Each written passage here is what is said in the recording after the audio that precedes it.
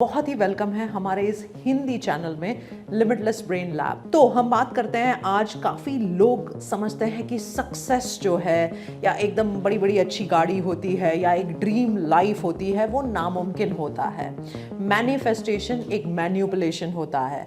जब भी हम बात करते हैं मुझे इस चीज़ को मैनिफेस्ट करना है, मुझे इसको अभिव्यक्त करना है, तो वो अभिव्यक्ति जो है वो कुछ लोग ही कर सकते हैं। ये एक बिल्कुल बड़ी गलतफहमी है। ब्रेन सबके पास एक है।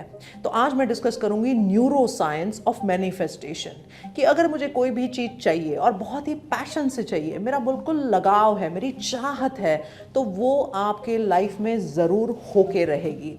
अब मैं बताती हूँ कि क्यों नहीं होती है कोई भी चीज़ जब आप चाहते हैं लेकिन आपकी लाइफ में वो प्रस्तुत नहीं होती है।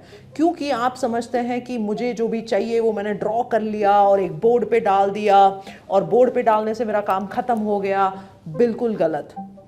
आई हैव रेड सीक्रेट, मैंने सीक्रेट पढ़ी है, सीक्रेट मूवी भी देखी है, उसके बाद वाला द नेक्स्ट सीक्रेट भी देखी है, उसकी नेक्स्ट वाली किताब भी पढ़ी है, लेकिन सीक्रेट का जो लॉ ऑफ अट्रैक्शन है वो 50% ऑफ कहानी है, वो केवल 50% की कहानी है।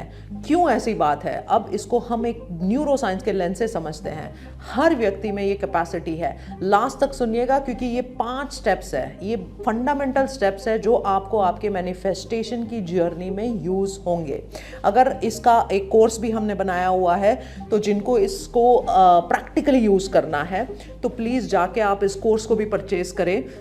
हमने काफ़ी हद तक कोशिश करी है कि हम कम से कम पैसे में ज़्यादा से ज़्यादा लोगों तक ये पहुंचा सके, क्योंकि जो फंडामेंटल उसके जो रीजंस है, जो फंडामेंटल कारण से ये अभिव्यक्ति होती नहीं है, वो हर पर्सन को समझना चाहिए। मुझे ऐसा लगता है हम सब ने मैनिफेस्ट किया ही है। हम जब बच्चे थे तो हम मांगते थे, हम सोचते थे और चीज़ें हो जाती थी।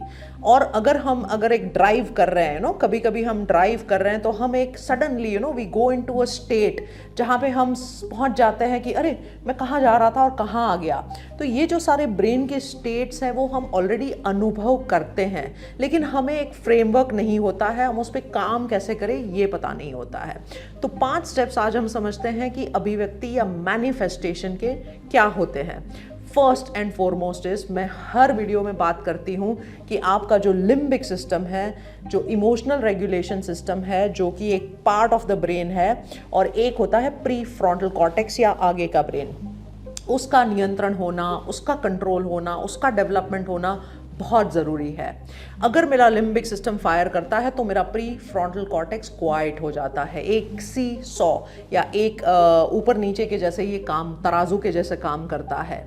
सो अगर मुझे प्री फ्रंटल कॉर्टेक्स को बनाना है तो मुझे लिम्बिक सिस्टम को कम करना पड़ता है। अगर मेरा लिम्बिक सिस्टम फायर्ड है तो डाउट, मुझसे ये कैसे होगा, मुझे नहीं लगता ये मैं कर पाऊंगा, ये मुमकिन ही नहीं है, ये तो कभी मेरे से तो कभी ये हो ही नहीं सकता है। काफ़ी सारे जो एथलीट्स होते हैं वो जीतते अपने फिजिकल उससे नहीं है, वो 20 to 30% होता है, वो अपने मानसिक शक्ति से जीतते हैं। वो मन प्रिपेयर करके जाते हैं कि मैं तो ये करके ही रहूँगा, ये मेरा लक्ष्य है, इस लक्ष्य को मैं ज़रूर पाके ही रहूँगा। तो जो मेंटल फिटनेस होती है, मेंटल जो रेजिलियंस होती है, अगर मैं फेल भी हो गया तो मैं वापस से खड़ा होऊंगा, अगर मुझसे ये नहीं हुआ तो मैं वापस ट्राई करूंगा, ये जो है वो प्री फ्रंटल कॉर्टेक्स का हिसाब होता है। तो पहली बात आपको ये समझनी पड़ेगी कि आप अपने लिम्बिक सिस्टम को कंट्रोल में कैसे लाएंगे। प्री फ्रंटल कॉर्टेक्स के लिए हमारा जो मूवर्स हमने बनाया है, M meditation, O oxygenation, V visualisation. इस पर्टिकुलर मैनिफेस्टेशन में तो विजुअलाइजेशन की बहुत ज़रूरत है। E exercise, R reading, affirmation और चैंटिंग, और एस स्क्राइबिंग। इस पे भी आप ज़रूर वीडियो देखना क्योंकि ये फंडामेंटली प्री फ्रंटल कॉर्टेक्स को बिल्ड करता है। ये हो गया स्टेप नंबर 1। स्टेप नंबर 2 जो ये है, ये सब बोर्ड पे डाल देना, चिपकाना, मुझे ऐसी गाड़ी चाहिए, मुझे ऐसा घर चाहिए, मुझे ऐसा बीवी चाहिए, ऐसे बच्चे चाहिए। ठीक है, आपने वहाँ तो डाल दिया, लेकिन क्या आप वो फील कर पा रहे हैं? अगर सेल्फ डाउट है, अगर ऐसा है कि मुझसे ये नहीं होगा, कोई फायदा नहीं होगा। Until you feel, until you visualize that with that feeling, intense power के साथ जब आप उसको फील करते हैं कि ये तो है ही मेरे पास, ये तो ऐसा ही है, तभी जाके ब्रेन में वो केमिकल्स बनते हैं, तभी जाके वो सर्किट्स बनती है। तो अगर आपको कुछ भी चाहिए तो पहले क्लियर रखें, एक हिसाब रखें कि हाँ मेरा ऐसा बिजनेस हो। Clarity, please right it down. आप जैसे ही लिखते हैं तो एक क्लियर दृश्य सामने आता है। एक विजन रखें, एक मिशन रखें कि मुझे ऐसे करना है, ये मेरा विजन है। अब बात ये आती है जो ये फंडामेंटल है कि आप कभी भी कमांड नहीं कर या डिमांड नहीं कर सकते हैं। अरे मैं तो ये करते ही रहा था, यूनिवर्स ने मुझे नहीं दिया, यूनिवर्स ये करती है, यूनिवर्स वो करती है। ऐसा कोई हिसाब ही नहीं है। यूनिवर्स सब इधर है, जो अंदर है वही बाहर प्रस्तुति होती है, जो बाहर है वही अंदर होता है। यथा पिंडे तथा ब्रह्मांडे में काफ़ी सारे टॉक्स में ये बताती हूँ। वही चीज़ है जो echo, the reflection and the echo of what you think, what you feel, not just what you think। सोचते तो आप कुछ है, लेकिन आप जो फील करते हैं वही इम्पॉर्टेंट रहता है। लार्जली ज़्यादा करके लोग फील कुछ और करते हैं, सोचते कुछ और है और करते कुछ और ही है। जब आप इस तीन का अलाइनमेंट नहीं करते हैं तो मैनिफेस्टेशन को तो दूर की बात है, आप कई रोग को इनवाइट करेंगे, आप काफ़ी सारी दिक्कतों को इनवाइट करेंगे लाइफ में। सो नंबर 2 हो गया आपका विजुअलाइज, क्लैरिटी एंड फीलिंग कि मुझे ये करना है। तीसरा है थीटा का पावर को समझना। अगर आप रोज़ कोई आंख बंद करके ही नहीं बैठते हैं, अल्फा बनाते ही नहीं है, मेडिटेशन की प्रैक्टिसेस नहीं करते हैं, थीटा जो होता है वो एक डीपर सबकॉन्शियस अवचेतन मन की शक्ति धराता है। 11 मिलियन बिट्स ऑफ इंफॉर्मेशन जो है वो मेरे अंदर जा रही है, मन के अंदर में।